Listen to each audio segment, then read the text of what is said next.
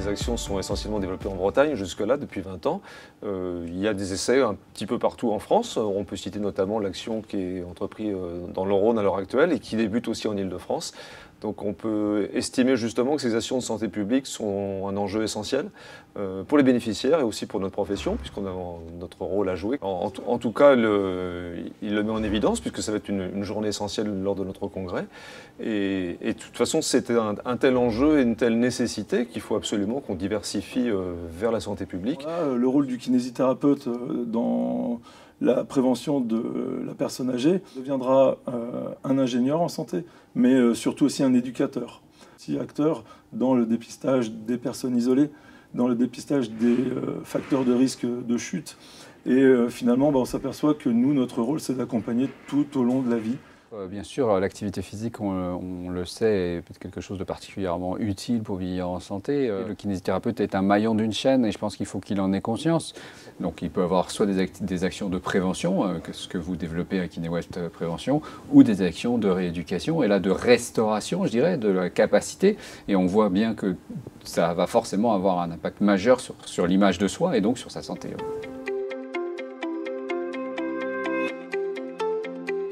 De 20 ans, effectivement, qui a démarré d'une opportunité. Nous avions des collègues dans la Sarthe qui avaient modestement développé quelques ateliers, qui avaient trouvé un financeur. Et sur ce modèle émergent que nous avons construit notre premier programme. Et ces ateliers événementiels ont connu une heure de gloire entre 2005 et 2015 à peu près. Et ça a été jusqu'à une centaine d'ateliers par an. 10 000 personnes âgées en ont bénéficié. Donc une grande visibilité de territoire, des articles dans la presse locale, etc. Jusque l'arrivée des ateliers permanents qui ont profondément modifier le modèle.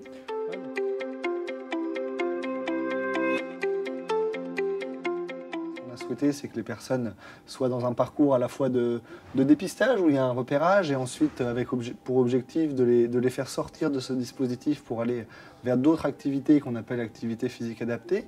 L'objectif de ces ateliers, qui sont des ateliers permanents, c'est d'avoir lieu 40 semaines dans l'année avec une organisation où on cible des personnes plus fragiles, donc GIR 4, GIR 5. L'évolution de nos ateliers, qui sont d'un atelier changeant de lieu avec les ateliers événementiels à un atelier fixe autour duquel on peut construire des programmes avec un lieu fixe permettant d'être reconnu par les professionnels du territoire, est à mon sens l'avenir de notre dispositif.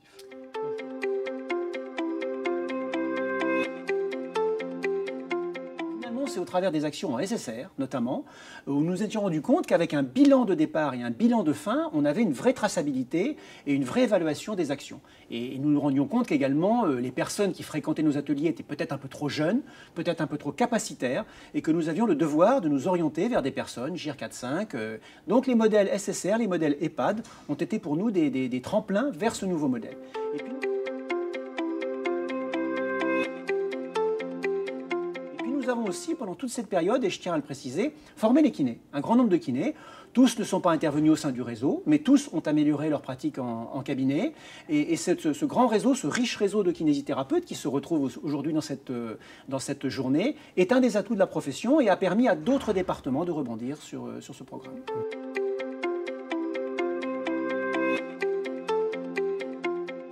Aujourd'hui, le programme a trouvé ses financeurs par le biais de la conférence des financeurs et de Cap Retraite qui nous accompagnent dans ce dispositif. Effectivement, pendant 10 ans, la CARSAT a soutenu financièrement ce programme parce que le problème des chutes, c'était quelque chose au niveau de nos caisses d'assurance maladie, caisses de retraite, qui était très prégnant, puisqu'on avait quand même pas mal de personnes retraitées qui arrivaient dans nos dispositifs de maintien à domicile suite à des chutes, effectivement, qui justifiaient largement que ce programme de prévention des chutes puisse être maintenu dans le cadre de nos dispositifs d'action sociale, puisque nos caisses nationales interrégimes avec la MSA, l'ex-RSI et la CARSAT ont fondé en fait en 2005 une association interrégime Cap Retraite qui a repris en fait les programmes de prévention et a intégré donc ce programme sur l'équilibre.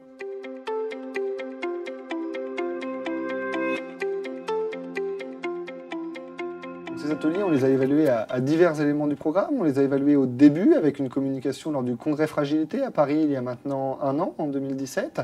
On a aujourd'hui, lors de la journée équilibrage, 168 dépouillements avec une amélioration majoritairement pour les personnes lors des 12 premières séances, une amélioration un peu moindre pour les 12 séances suivantes, mais significative, qui permet de montrer qu'une activité pérenne permet d'améliorer les capacités des participants alors qu'on est sur une population de fragilité. De nombreuses communications, presque une quinzaine, dans des congrès professionnels de notre profession, mais aussi, on peut citer les journées de la fragilité et d'autres. Des publications pour l'essentiel en journaux professionnels, mais également quelques-unes en communication scientifique, notamment dans la revue Gériatrie, Neurologie, Psychiatrie, donc par le docteur Faure, gériatre, qui nous a permis de faire connaître notre programme auprès des scientifiques. Et puis des mémoires, des mémoires de DU, de master, et plus récemment une thèse de doctorat. Un jeune thésard a choisi de faire son sujet autour de notre programme.